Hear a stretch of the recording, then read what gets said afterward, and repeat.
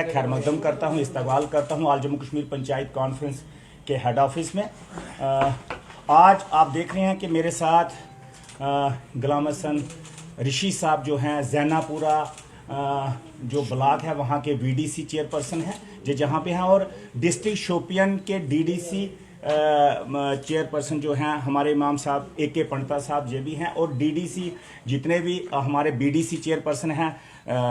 District Shopian के वहाँ के हमारे प्रेसिडेंट भी हैं जी, बीडीसी जितने भी हैं डिस्ट्रिक्ट शोपियन के वो भी हमारे साथ हैं। मनोज पंडिता जी हमारे ऑफिस सेक्रेटरी जो हैं वो भी हमारे साथ हैं।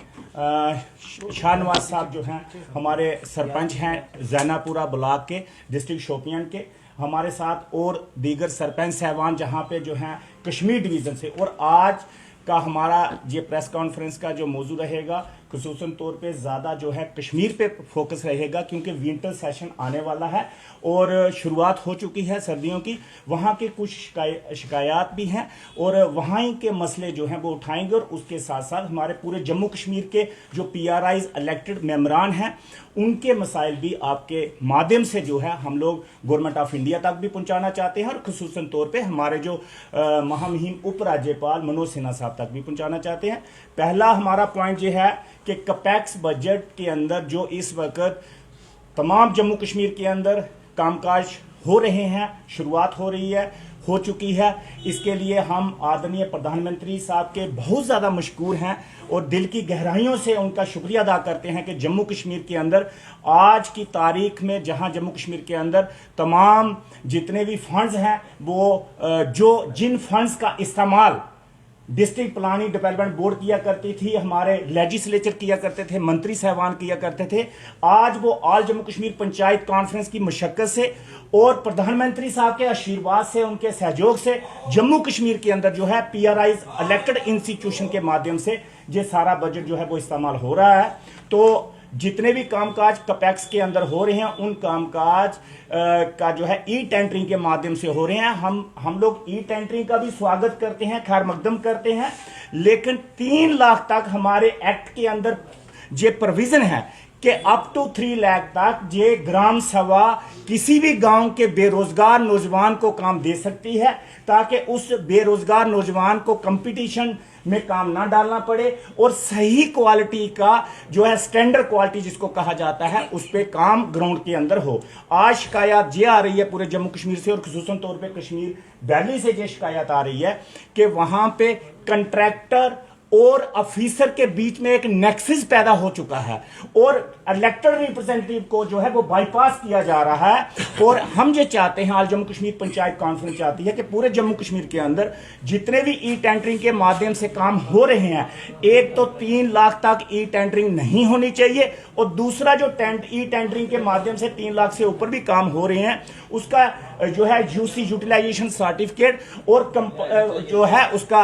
कंप्लीशन सर्टिफिकेट जो है वो ग्राम सभा के माध्यम से हो। हम ये नहीं कहते कि सरपंच साहबान से लो, बीडीसी साहबान से लो, डीडीसी से, आप ग्राम सभा से उसकी जो है कंप्लीशन सर्टिफिकेट लें ताकि लोग उसमें मुतफिक हो सके, लोगों की इन्वॉल्वमेंट जो है वो ज्यादा से ज्यादा हो, जन भागीदारी जो प्रधानमंत्री साहब का सपना है और गवर्नमेंट ऑफ इंडिया का सपना है कि जन भागीदारी जो है वो होनी चाहिए। जब तक जम्मू कश्मीर के अंदर जन भागीदारी नहीं होगी, लोगों की उसमें जो है शमूलियत नहीं की जाएगी, तो करप्शन के चार्जेस जो है बहुत सारे रहते हैं। और कश्मीर वैली हो, जम्मू हो, वहां डिप्टी कमिश्नर ऑफिस से, कंसर्न डिप्टी कमिश्नर ऑफिस से किसी शख्स को तैनात किया जाता है तो वो कंप्लीशन सर्टिफिकेट जो है वो देता है। तो उसमें क्या होता है, कंट्रैक्टर और ऑफिसर के बीच में एक भ्रष्टाचार, एक करप्शन का सिलसिला जो है वो शुरू होने की बहुत सारी शिकायत हमें आ रही है। तो मीडिया के माध्यम से हम लोग हमारे आदरणीय महामहिम उपराज्यपाल उनसे गुजारिश करते हैं कि फौरी तौर पे एक ऑर्डर निकाला जाए जम्मू कश्मीर के अंदर